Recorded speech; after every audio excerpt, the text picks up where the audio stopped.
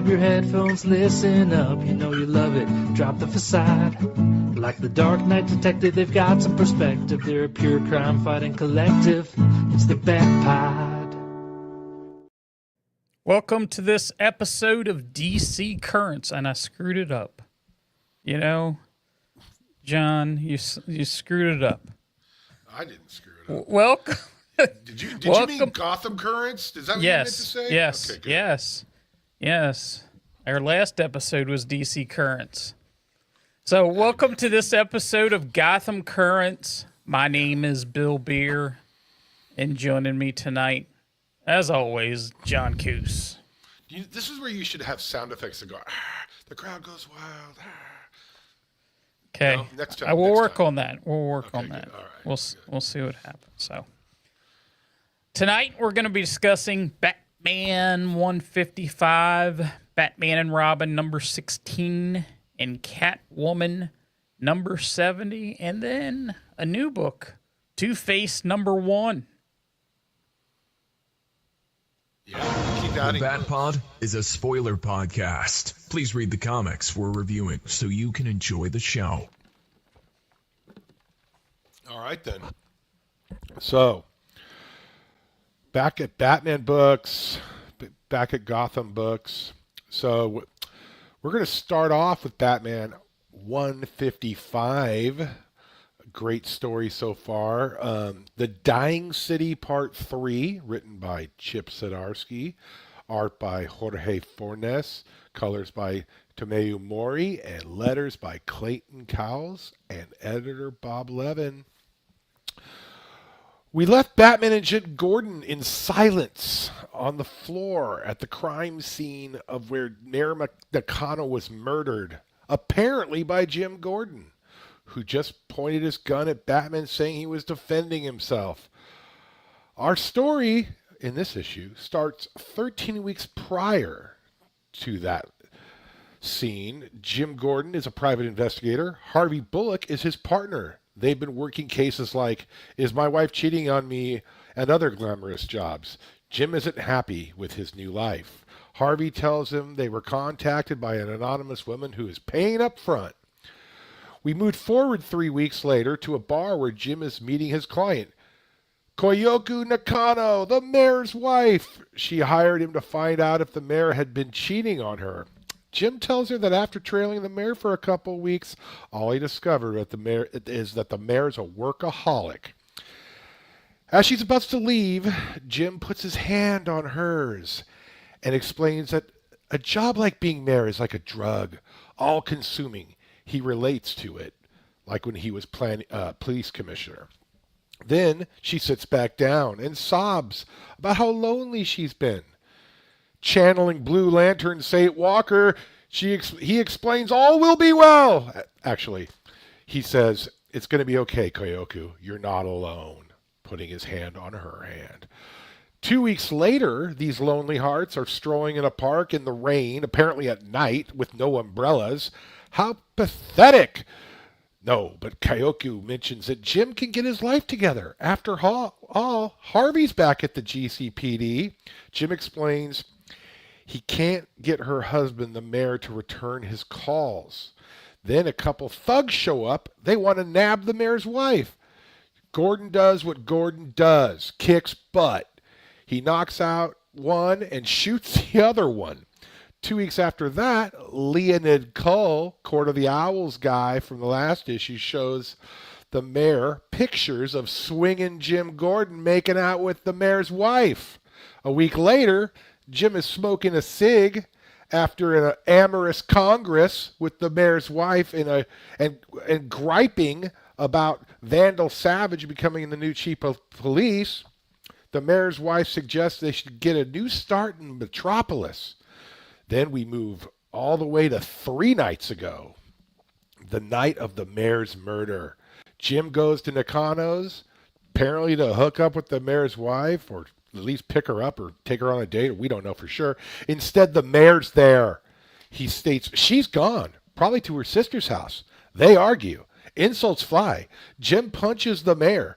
The mayor goes after Jim with a paperweight. Jim pulls his gun. We don't see the shot fired. We move to the present. Jim is in an interrogation room with Harvey. Jim protests that he didn't shoot Nakano. Harvey tells Jim that he will do what he can to clear Jim's name. We move to the roof of GCPD. Harvey is there with Batman. Batman is saying Jim couldn't have done it. Jumps off the roof saying, and I'm going to prove it. Then we have a dream sequence. Apparently, Bruce, he dreams of going into his parents' room, but Thomas Wayne is in there with another woman. Then a bloody Jim Gordon appears saying, how does it feel to be the only good man? Next, we see Bruce in the Batcave watching a news report about Commander Starr, who is taking on communists and Antifa, and he says in an interview that Bruce Wayne should stop enabling communism with his handouts and wealth redistribution. We have a scene with the traitorous Ms. Brykemore, CEO of Wayne Tech, with the Riddler. Riddler states he doesn't want to merge with Wayne Tech anymore. He plans on buying it. We move to a final scene where Bruce approaches his supposed long-lost brother who is trying to take half his money. Court of Owls baddie Leonard Cole intervenes, saying that the family reunion could wait until after Mr. Pureford, I guess that's Bruce's brother, gets his shares of Wayne Tech. Bruce takes a step onto Pureford's property and a thug smacks him to the ground. However, at Cole's feet, Bruce slyly puts a tracking device on his shoe. At night, Batman goes back to the Nakano crime scene and finds a clue he missed before. Does Batman miss clues? We could talk about that later. Perhaps a piece of a recording device? Back at GCPD, Harvey takes Jim back to the interrogation room. Batman's there. Batman takes a look at Jim's glasses, which broke in the fight with the mayor. He seemingly found a clue, but just then, an alarm goes off. Vandal Savage knows Batman's in the building. He tells Jim to bar the door so he can get a closer look at Jim's glasses. He thinks the glasses have technology in them. The technology of the Mad Hatter. Jim is fighting with cops while Batman does all this analysis. Upon closer examination with a mini microscope, like he's got it up to his eye, he sees a little question mark in the circuitry. The Riddler could not help himself. The end. Woo, sorry, Bill, that was long, but there was a lot of stuff going on in that issue, and I felt I needed to be descriptive. It's all good. It's all good. And so, what'd you think? I know you had some challenges with Jim the murderer. Do you have challenges with Jim the philanderer? Well, let's talk about that cover real quick. Oh yeah, good idea.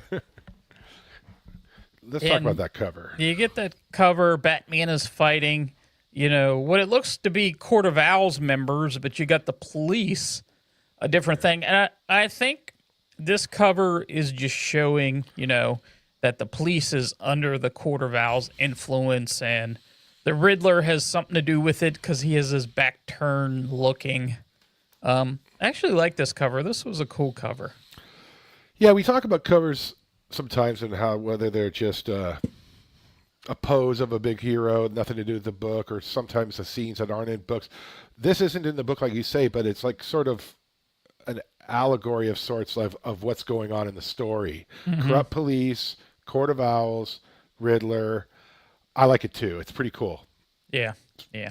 So as far as the story goes, and you mentioned, the last issue we talked about, 154, I wasn't thrilled with the direction they were taking Gordon in, and I'm like, just like Batman, I'm not gonna believe that this man who he's looked up to his entire life murdered somebody.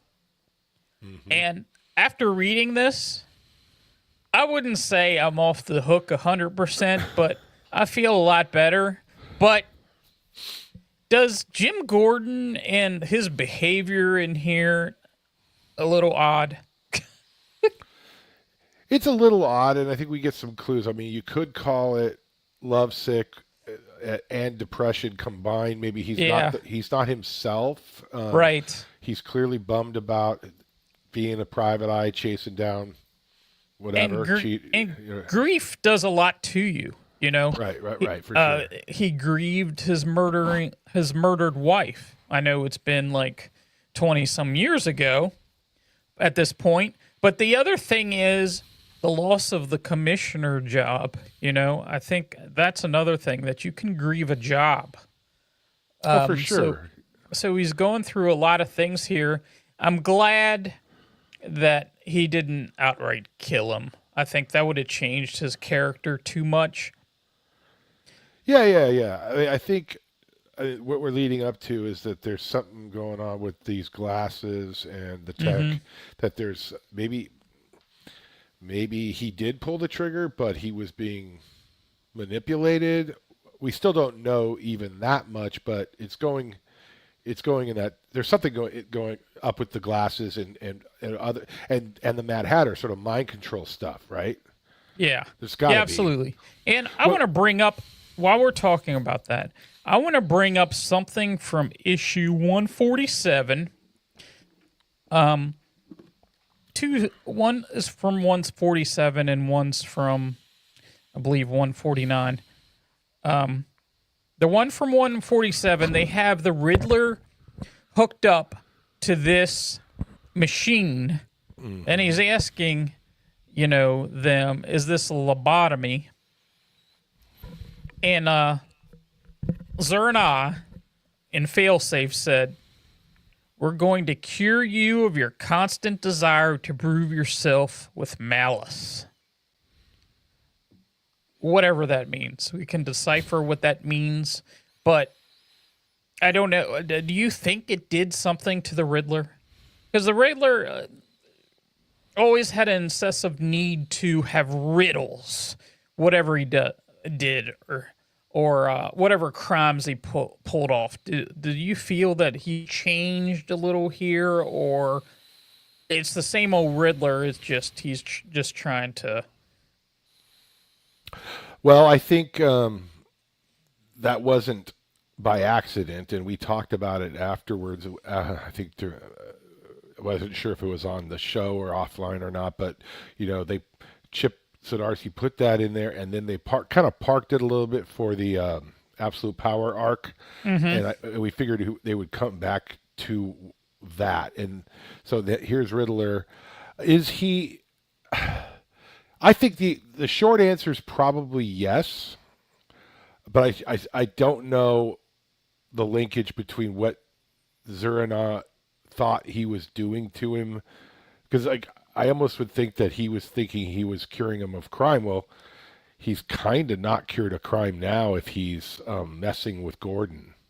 So I don't know. No. He's definitely not cured. I think they went into, because one of the things they say at the end there, it says to Batman, when he's defeated everybody, he said, "You think you stopped the storm? But I can see all the angles, Bruce. I know what's coming, and it's a storm like nothing you've ever experienced." So I don't know if he was talking about the Riddler or what he was talking about exactly. Yeah. Well, I don't know either, but I don't know if you want to go through the whole thing, but I got a couple highlights I really liked. Okay. Generally, the drawing style is working for me for this issue, especially these the flashbacks. The flashbacks are working for me.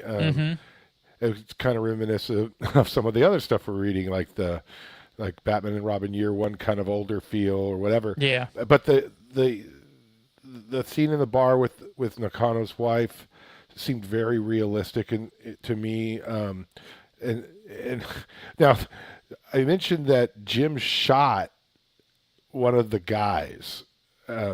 He looks dead on the ground. Is that? I guess we won't know, right? But I guess that's self-defense kind of stuff. It's just fine. Yeah, and he's a PI, so he has license to carry a gun. I don't know if license to kill, but a license to carry a gun there.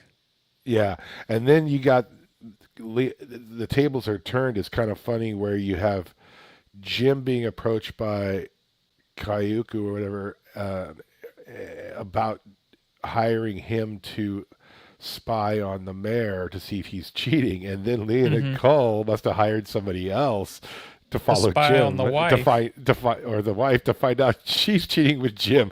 I thought that was kind of cool. I mean, And let me ask you a silly question about. Wasn't there a point in time where DC was trying to get a little PC and they made Jim quit smoking? Did he I ever believe quit? so. I So he believe so.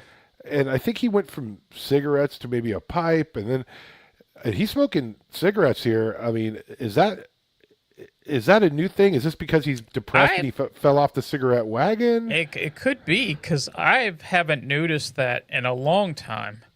Yeah, I thought, but that seems real. He's in a really bad place, and sometimes people relapse. And then the scene where they're arguing, Mayor Nakano and Jim. Now, do you think he was I said in the summary he's going over there to hook up or pick her up or whatever. Do you think Jim's going there?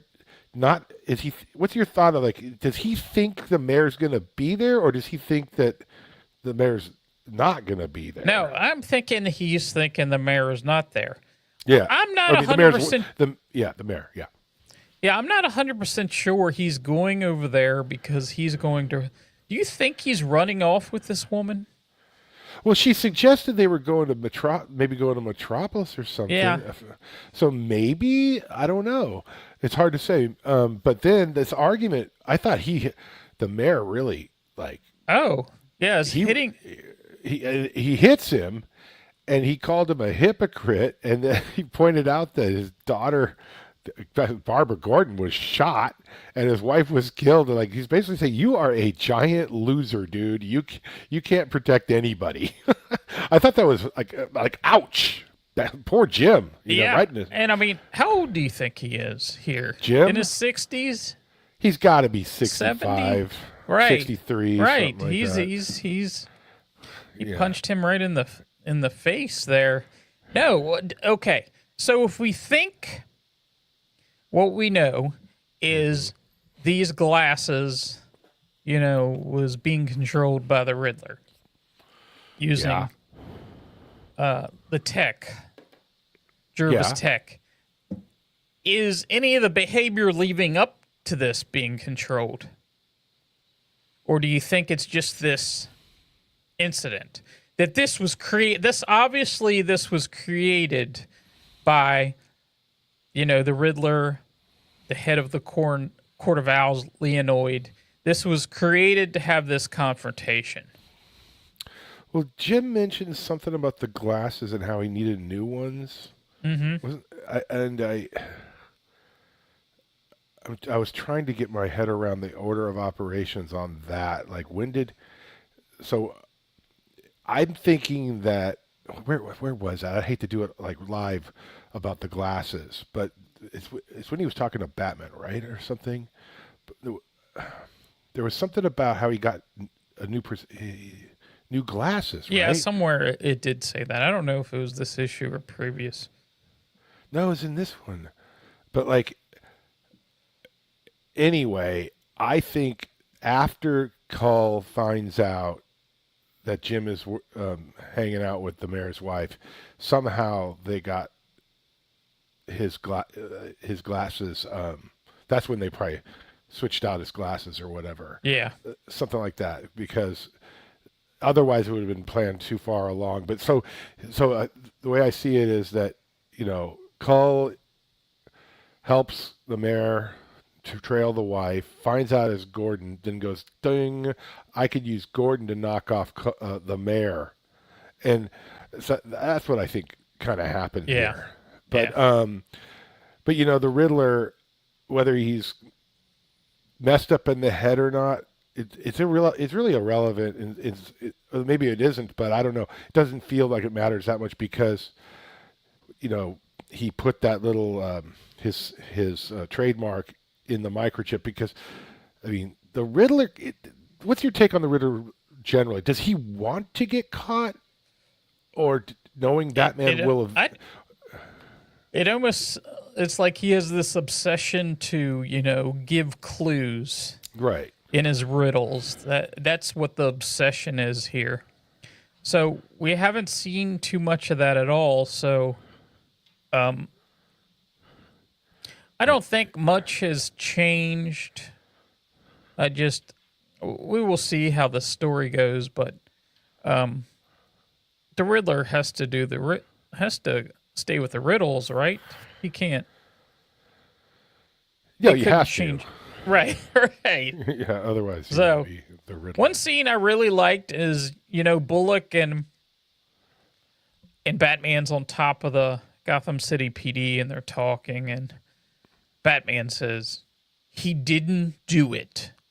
And I'm going to prove it," as he dives off the building. That's a cool half-page panel there where he's diving off the building. I really like that. Yeah, me too.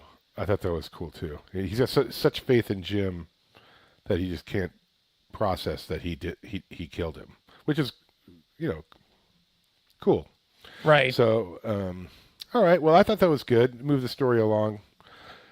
Yeah. And the final thing that I want to say with here is I really liked how Batman's so obsessed with proving Gordon innocent, even though everything in here points to Gordon being guilty. Even Bullock thinks he's guilty. Yeah. And when he finally shows him the picture, his reflection in the picture, "You did it." Mm-hmm. Yeah. He says, yeah. He says, "I From the needed you." CCTV or whatever. Right. It was. Yeah. Yeah. "I needed you to investigate this so I needed you to make it real. Zero doubts. I don't know what happened. It was so," and that's when they get to the glasses and Yeah.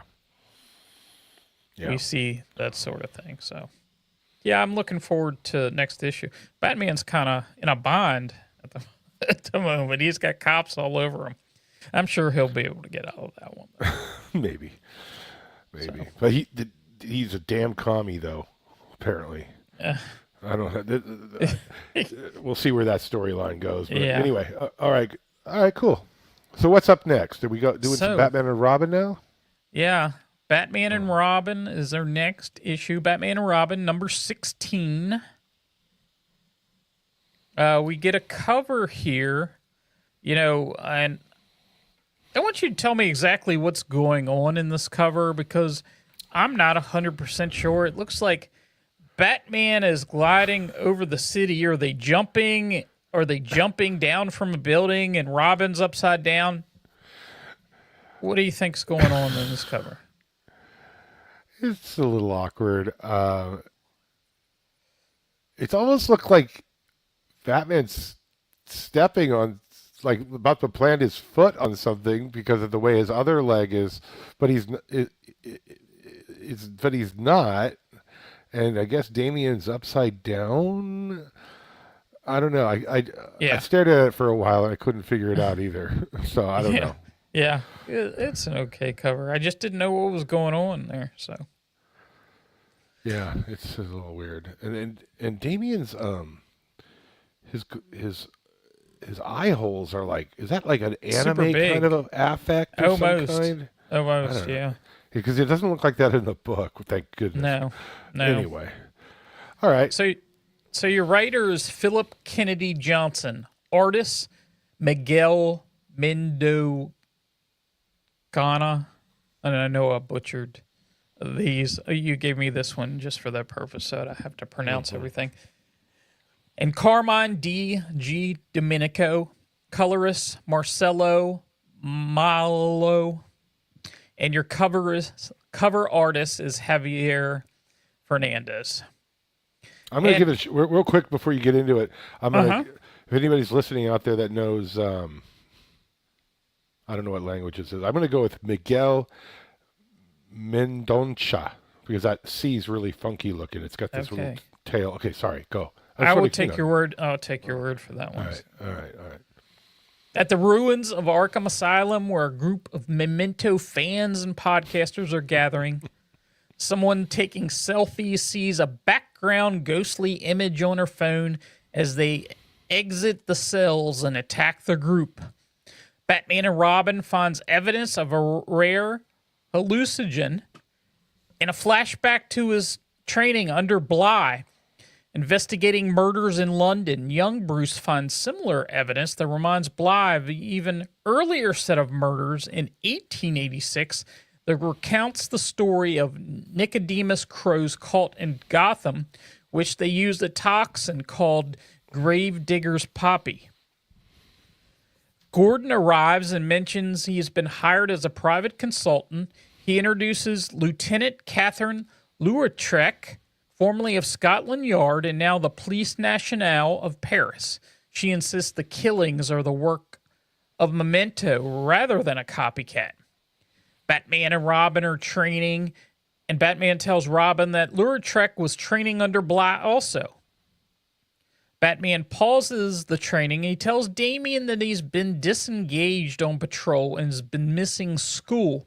Robin confesses that he has been skipping school to volunteer at the Gotham Hospital, in part to check on the injured girl Emma, and also he's been reading Thomas Wayne's journals as Robin plans on skipping patrol that evening. Lautrec meets Batman at Arkham Tower at the cell of Jonathan Crane and asks him about Gravedigger's Poppy. He eventually reveals that Memento did indeed come for the drug and crossed an ocean to punish Batman. Batman takes out the guard, who was one of 3 survivors from the ruins, and triggers a bomb. Batman and Lautrec escape the immediate vicinity, but gas begins pouring out of the vents as Memento appears behind them. So we get our next part in our Batman and Robin. And I know at the beginning here I was feeling, I wasn't so sure about the story after the first part. I didn't know where it was going. It really felt kind of supernatural. I think what we're seeing here, they're kind of getting away. They want you to think it's supernatural. They, especially here at the beginning when they have these followers and podcasters and whatever, and we get that it was this toxin, Gravedigger's Poppy, and that sort of thing. So I'm really into this story right now. All right. I'm into I'm not really into the Memento stuff, to be for what I'm just kind of going along with it, but I do like this backstory of Damian having doubts about himself a lot more than I like the plot of the good guy versus the bad guy convention. Yeah. Like, and I've said this before, going back to the party where the little girl, Damian, the chandelier fell and everything, and it seems very real that Damian was affected by that, and he's still affected, and it makes sense. What are we supposed to think he is? 13 or 14? Is he? I don't know what he is. He's not of driving age. Let's just leave it. No, he's still not young. quite. Not quite. Now he is depicted pretty ripped here for a kid that age, but whatever.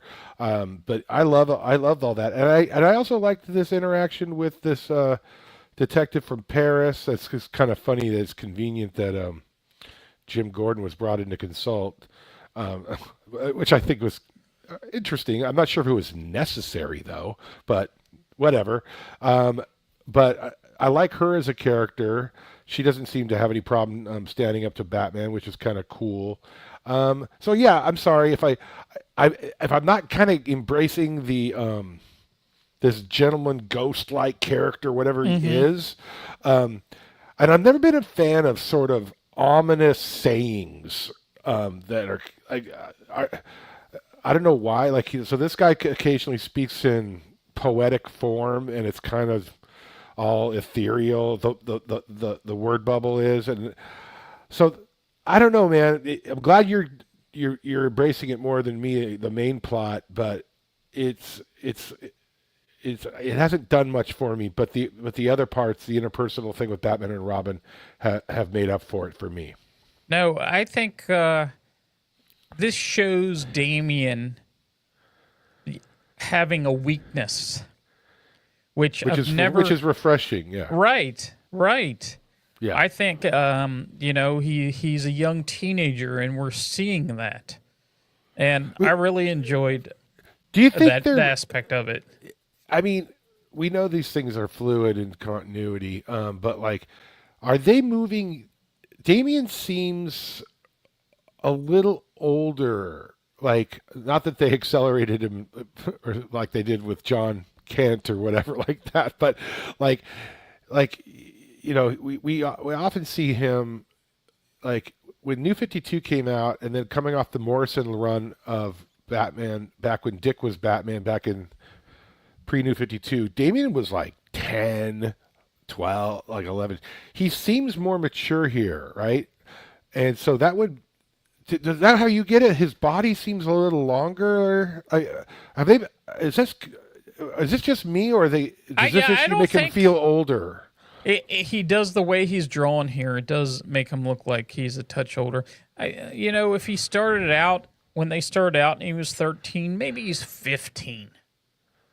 Maybe you buy him being 15. Well, I don't quote me on this, but there was something that happened during New 52 where they kind of screwed something up. They kind of made Batman younger, and so but he was the same age, and then they tried to explain it in some weird way.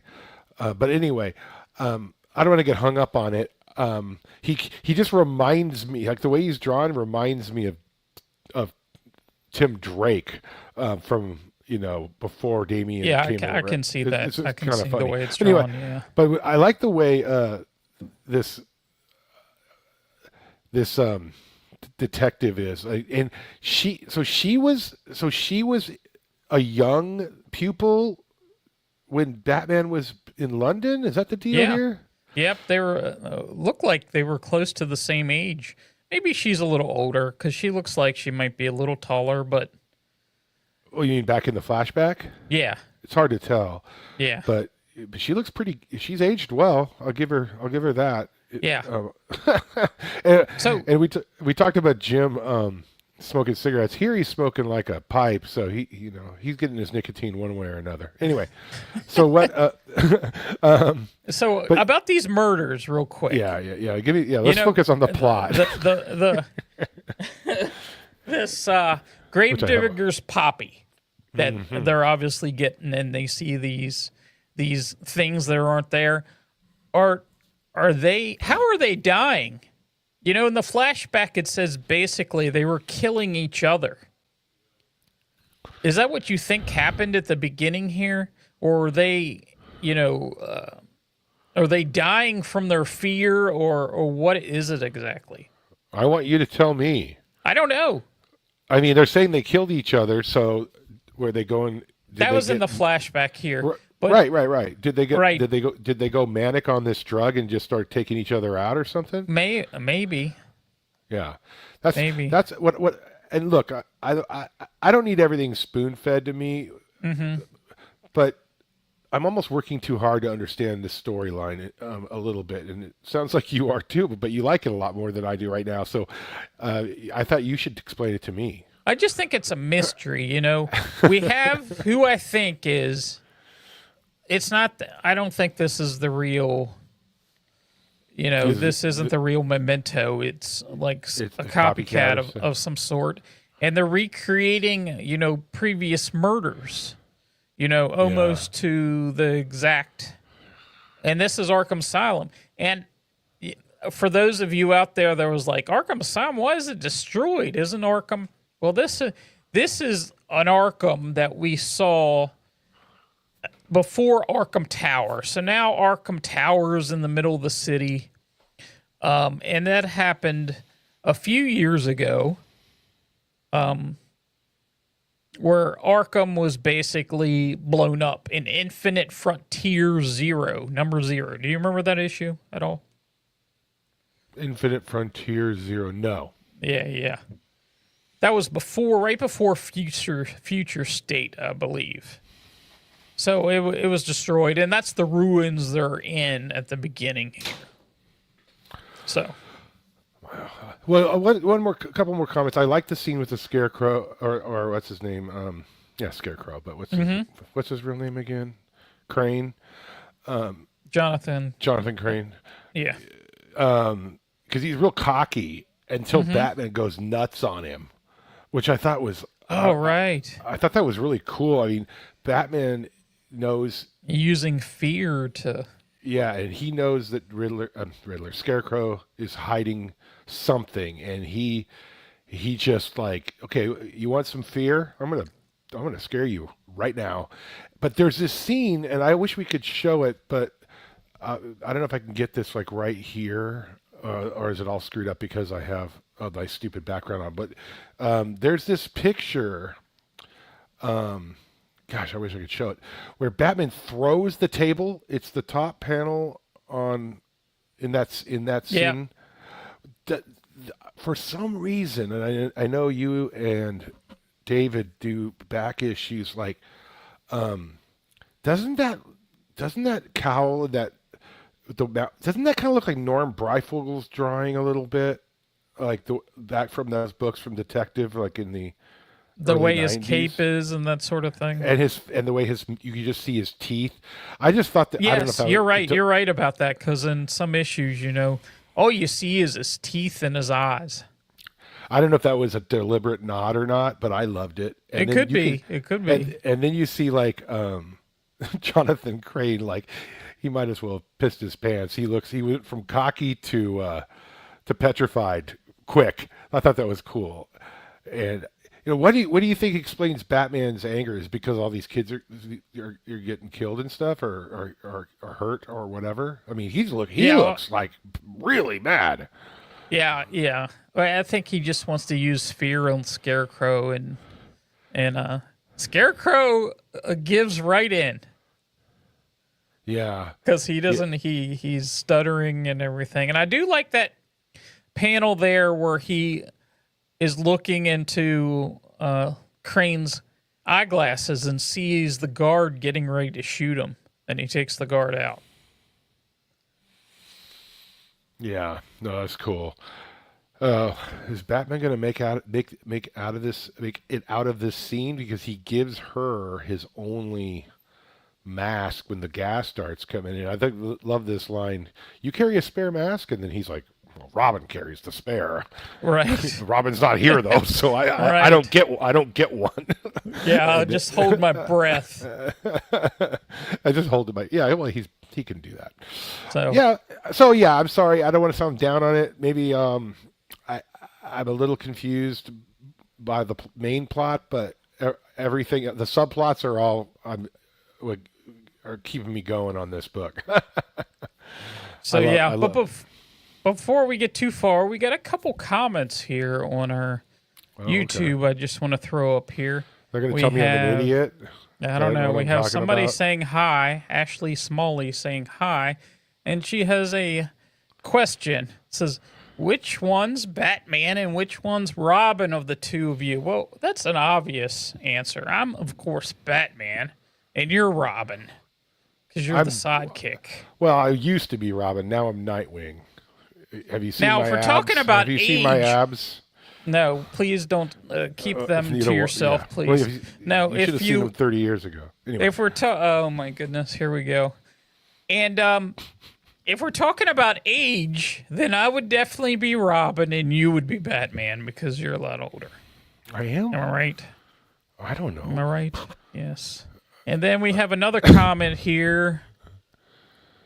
My niece says that's my uncle.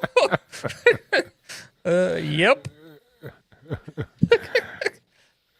That's funny. I should tell anyway my kids to watch this real time. But anyway, well, that's great.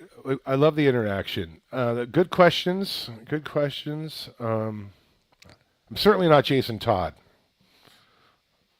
No. But anyway, no. Dick Grayson. I'll take Dick Grayson. Or I could be Flashpoint Batman. I could be Thomas Wayne, and you could be Bruce, because that's how much older I am. There you go. Yes. As you pointed out. Right. Okay, fine. All right, let's move on to the Catwoman book, which we just started. Last time we covered, we covered Catwoman 69 because it started off on a new arc. We wanted to give Catwoman some love. And so, speaking of love, before I get to the issue, I looked up some fun facts about Catwoman books. Catwoman's a well-known character, but usually villains, and she's often a good guy, kind of. She's kind of in the Bat family. She typically does the right thing at the end of the day, but she's still a thief and stuff. I mean, I think it's arguable, and I didn't do this much research, that as villains go, she's had some serious runs of comic books. So I'm going to just give everyone some context to that. So the first Catwoman series was that mini series, which I bought off the shelves back in '88. It was 4 issues, kind of had this feel of Batman Year One.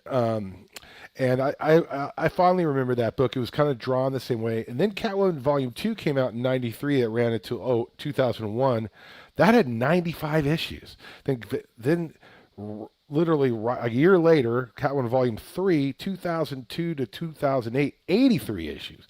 Catwoman Volume 4, which was started at number 1 when the New 52 debuted, and that was one of the first 52 books of that era, went for 5 years, coincidentally, 52 issues.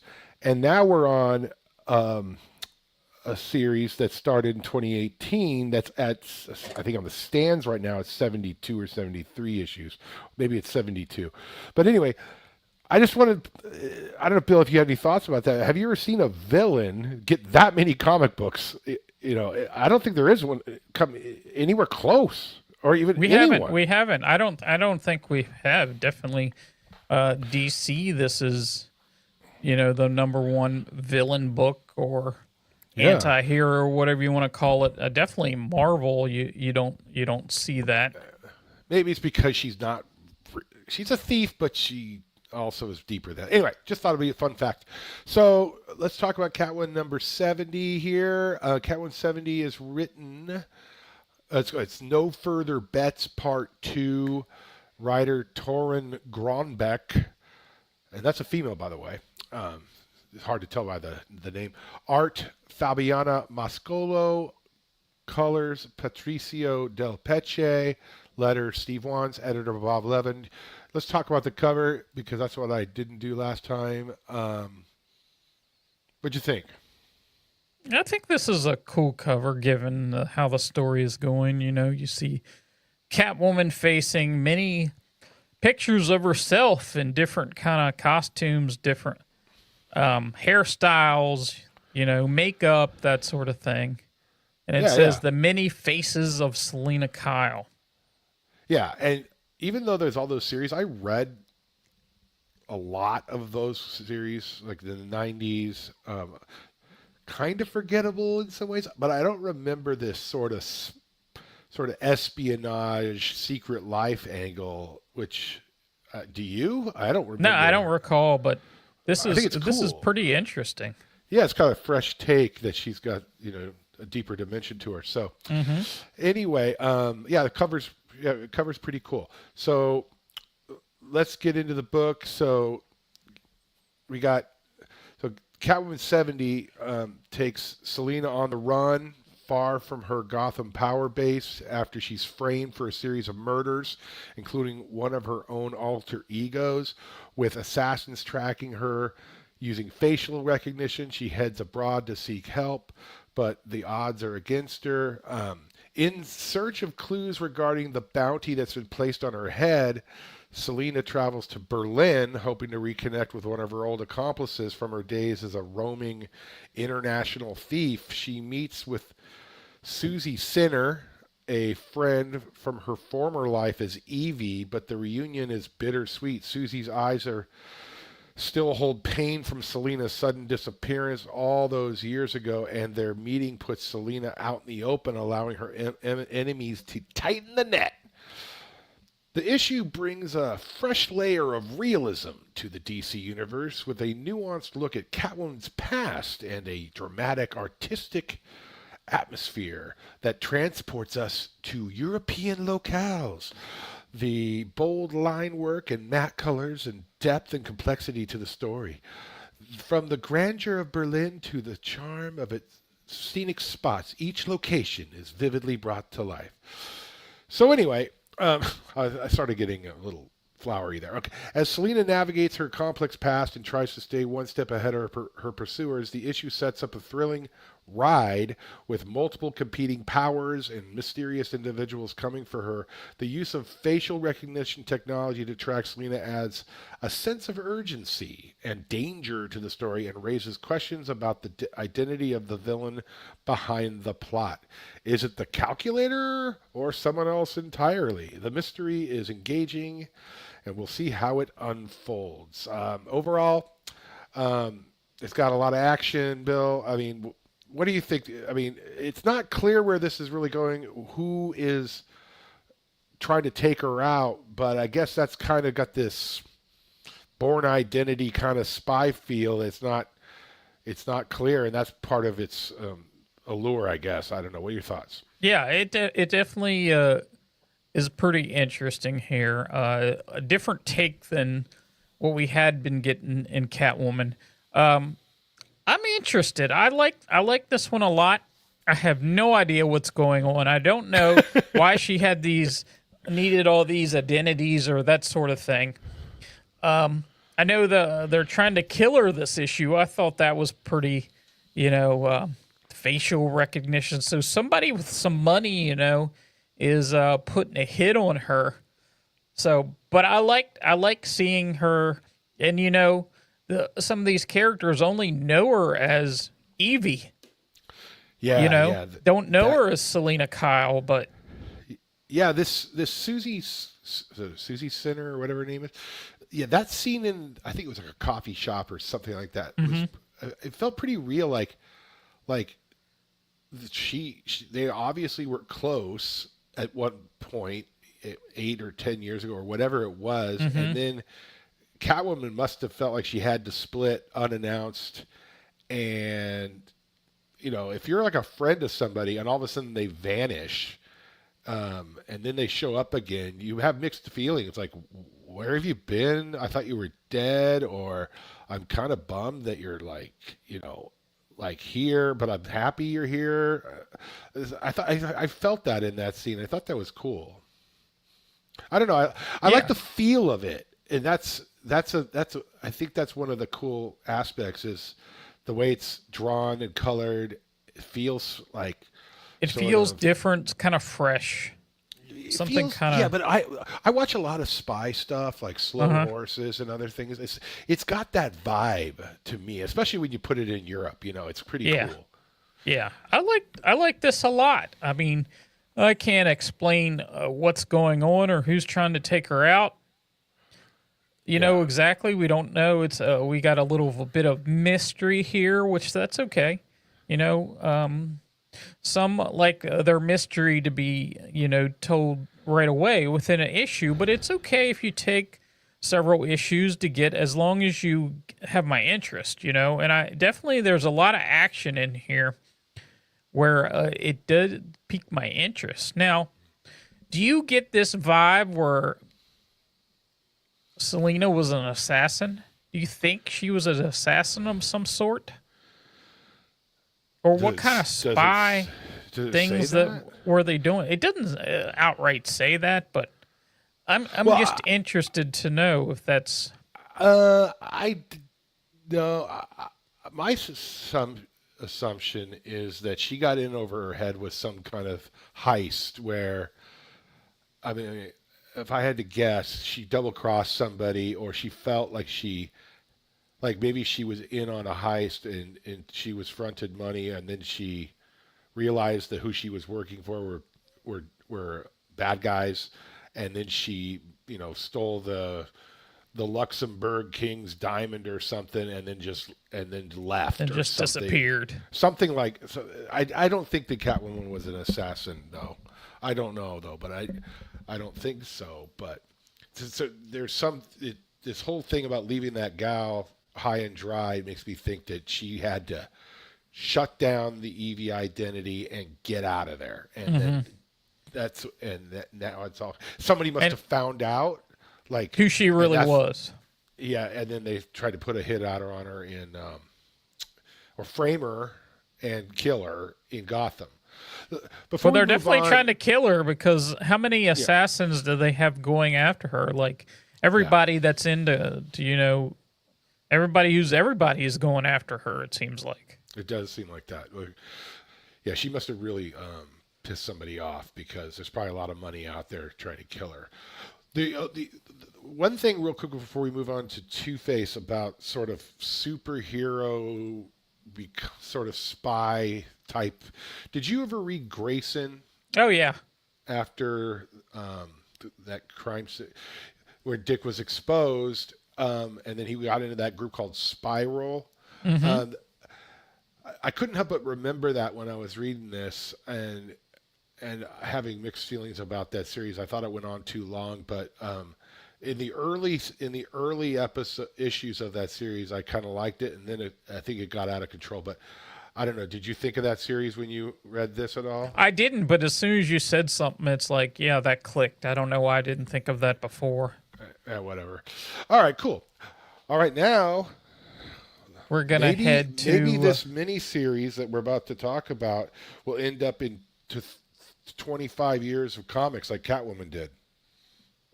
It's possible. I doubt it, but it's possible. But this was a surprise. I didn't expect this one. I didn't expect to be talking about this one. I would be like, yeah, I'll read this mini, and then, but it really surprised me. So our next issue here is Two-Face #1. It's part 1 of a 6, and we get a cover here. We have Two-Face flipping a coin. It's the all-in cover with the white background, the scarred coin in the back. What did you think of this cover? Yeah, I thought it was cool. I mean, I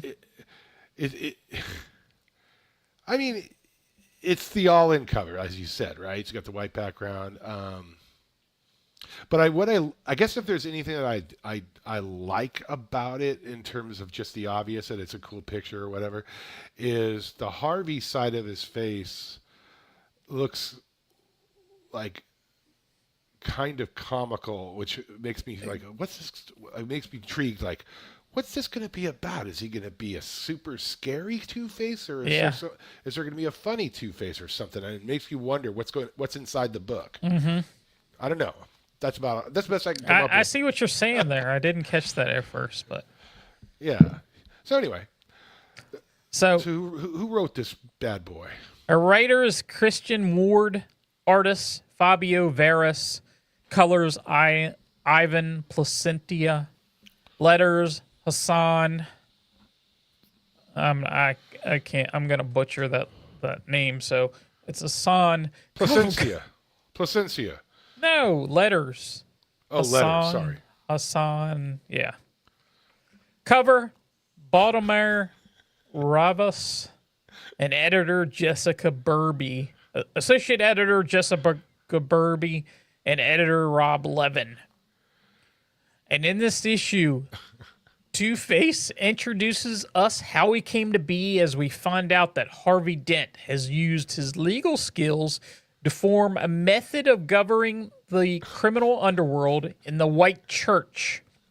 With Judge Reaper, the Gavel, and Harvey as judge, jury, and executioner, they take on a case defending Victor Zsasz, who's accused of murdering a Falcone lieutenant, Anthony Reynolds, by Jimmy the Thin. Mr. Zsasz pleads innocent. Actual bodies are brought in as evidence. Harvey is about to prove Zsasz innocent when he attacks the Gavel. A missing tally mark and a missing ring, which Jimmy the Thin is wearing, proves Jimmy is the murderer. He attacks Harvey after a final accusation, and he meets the real Two-Face, gets a judgment by the coin flip, and a quick death as Zsasz escapes. Later, Judge Reaper, the Gavel, and Harvey meet as he explains this is the third case in as many weeks, and they agreed to the White Church to put out smaller fires so the underworld can continue to function, and a shadowy hand is moving pieces on the board. Lake Cantwell introduces herself and asks Harvey if she can help, and he says she can be his eyes and ears everywhere. And her issue ends as Two-Face tells Harvey his fake Two-Face is unbelievable, and Harvey tells him Two-Face is no more, and they show Two-Face locked in a cell in his mind, represented by a building in the middle of nowhere shaped like his head. Mm-hmm. So, first part, Two-Face number 1. I really enjoyed the heck out of this book. I have a lot of thoughts about this. Just real quick, if you're not familiar with Christian Ward, he did a mini, I think it was like a Black Label from maybe 6 months to a year ago. It was called Batman City of Madness. And the Two-Face in there, Two-Face was used, and when Harvey was talking, they had one color of, sort of like in here, one color of the thought bubbles, and when Harvey was talking, you had another. So that seemed to be, I really enjoyed that aspect of Harvey being in control or Two-Face being in control. Over the years, we've seen Two-Face and different writers do different things in here. What did you think of how he was handled in this book? Yeah, I really liked it too, and I thought this, the way I don't want to focus on just overall, because we know what happens at the end, that he's got the Two-Face personality locked in his mind, and he's got him at bay, and then that leaves you with Harvey. And then if you know anything about Harvey, is that before he got the acid thrown on his face, he was like a stud in Gotham. He was like the DA. He was an up-and-comer politician. Bruce Wayne trusted him. Batman trusted him, whatever. And then, so that side of him is a good guy. So, but he's Two-Face still, and he knows he's Two-Face. So I guess the way I see it is like he wants to be a lawyer. He wants to do this. He wants to be an attorney. So he's trying to keep order. He's trying to be a good guy amongst the bad guys and keeping crime down if he can, gang fighting down, and he's good at it. And he also believes in justice. So even though Victor Zsasz has killed 1,000 people or something, he's sort of like going to defend him regardless, to the hilt, like a good lawyer should. And right. I felt that was real. It's kind of like John Adams defending the guys, the Boston Massacre, the Redcoats. It's like the law's the law. Everybody needs good representation. So it's really cool that that the way it's set up so far, because you're rooting for Harvey. That's how I feel. Oh, absolutely. It definitely felt that way. And, as you were saying of Mr. Zsasz, he doesn't really care what he was done in the past. He's trying to prove this, this one incident, this one murder, that he's innocent. And different things happen in this courtroom, this white church, that you couldn't actually bring in the dead bodies in a real courtroom, Oh, right. Yeah. The one thing that's interesting is the introduction of this new character that's obviously going to be important, this girl, right? So is she just sort of a down-and-out girl that's sort of in the underworld, hanging around? What's your take on, like, she's there? Yeah, she's there, like, in the background, and they got, like, a bunch of different characters there, witnesses just watching the trial. You even have Killer Croc back there, and she's hanging out with them. I don't know. There's some agenda that she has. I'm not sure what it is. Yeah. She look up to Harvey or what it is exactly. Yeah, you got to wonder, because they highlight her early on, and she looks impressed with Harvey's lawyering, let's say, courtroom persona. Now, and then she now- kind of, yeah? She's hanging out. I would assume it's her place, Her place? her house, her apartment, whatever, there at the end. And you see the wall that has all these newspaper clippings of Two-Face and Harvey and that sort of thing. Oh, yeah. Maybe she's kind of like Like a a fanboy? fan. Yeah, like something a like that. fangirl? Yeah, I forgot about that. That is important, obviously. So she wants to get close to Harvey. We'll see where this goes, but yeah, you told me to read it because you liked it, and no, it's good. It's good, and it's, and the way they depicted the mind was cool because like he wants out bad. Oh, Like, yeah. the Two-Face persona. Yeah, Yeah. Because at one point I mentioned about Harvey is faking Two-Face. He actually fakes Two-Face here, where he uses like a Two-Face voice to kind of In the courtroom scene. yeah. Yeah. He did. Yeah, he did, because he doesn't want them to think he's full-time Harvey. Right. Yeah. When he and headbutts, you know what? he headbutts the guy, and What's really cool also when he's talking to himself is that the Two-Face persona is depicted 100% scarred. I like that. oh yeah. Yeah. When you see him, Yeah. he is 100% scarred, and That's pretty cool. in this court, I want to mention that when you are guilty, it's guilty by death. There is, if you're guilty, you're going to die. And you die by Harvey's hand. It doesn't show exactly what happened, but he kills him. Have they been doing this a while? Or Yeah, I don't know. It seems like it. It's like it's an accepted norm to Right. be in this trial. So yeah, it's pretty cool. Yeah. It's like Yeah. it's funny, like in these books like this, like, and I didn't read Tom King's Penguin, which you said was pretty good, right?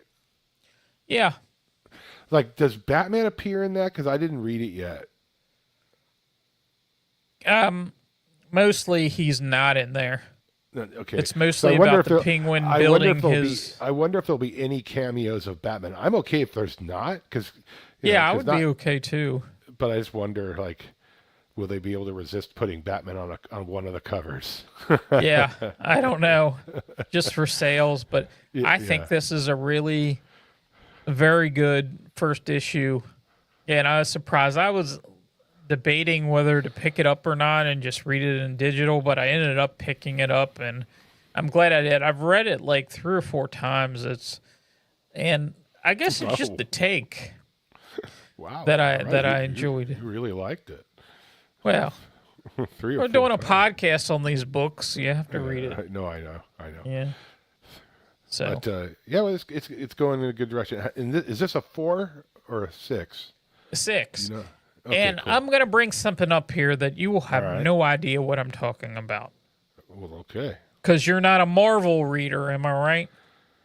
I know enough to be dangerous. Okay.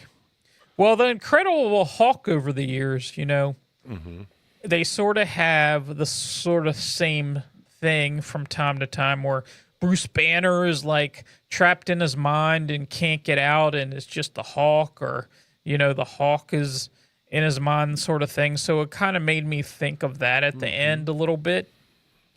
But Yeah, I see that. yeah. Yeah. All right. But I like that a lot. And then we get a preview here. And I had you read that too, the Batman Dark Patterns, which did. we won't be doing on this because, not that it was bad, but yeah, it was really, really weird. Interesting. So Yeah, it feels like it's a we like to sell Batman books book yeah, to me. yeah, But whatever. Anyway, yeah, that was fun. I'm glad we did that. So we'll probably We'll probably do another. We're gonna one do of an these episode pretty here soon. pretty soon here, and we're gonna have a little detective, a little Nightwing, absolute Batman, and I think another Catwoman, because we missed a Catwoman. Well, DC, Infinite Ultra kind of messed us up because occasionally they'll come out with a new book. Well, we won't put it in the order, meaning if you go to that title page, like for instance, number 70 wasn't after 69. It was like after number 65 or something like that. Well, So it even worse, when when the weeklies come, we're recording this on a Wednesday, obviously, so Ultra came out today. So when you usually click on that button that says show more or whatever, it usually shows all of them from that come out that day. Well, we know Catwoman 70 never appeared in that on that page, and that's why I don't remember seeing it. I think that's probably why we missed it, unless or something happened. But yeah, whatever. Yeah, we'll probably do Catwoman 71 pretty quick here. So yeah. So that'll probably be within the next week. So yeah, cool. So all right. Well, you guys stay warm out there in Icelandia or wherever you live. Yeah, well, it's the East Coast, so we're going through a little cold spell. It was like 20 degrees. Well, it was in the teens. This morning, I think it was like 7 or 8 degrees. Do you know what that is like in California? Do you get that kind of weather? I think no. Well, in the mountains, I think one time I was in 17, but like at a snow place, a ski place. In the mountains, okay. But not just like outside here where it's right. Today, You could probably go jump in the pool, right? It's 78. Another reason for everyone to hate people from California, right? I guess. The weather. Yeah, well. So anyway, man. Well, yeah, that was fun. So we'll do some more books, and all the books we're reading have their merits right now. I mean, yeah. I'm glad we're not reading a book that we just like. Oh God, but fingers crossed. Yeah, it's gonna happen and at some point. On the show, I always wanted to, me too. Talk about the stuff that you enjoy talking about. You don't really. That's why we're not really a review podcast. We're just like two guys in the comic shop talking about, what the storylines and that sort of thing. So, yeah, so that's fun. Thank you for staying current with Gotham Currents. We will see you later. Bye.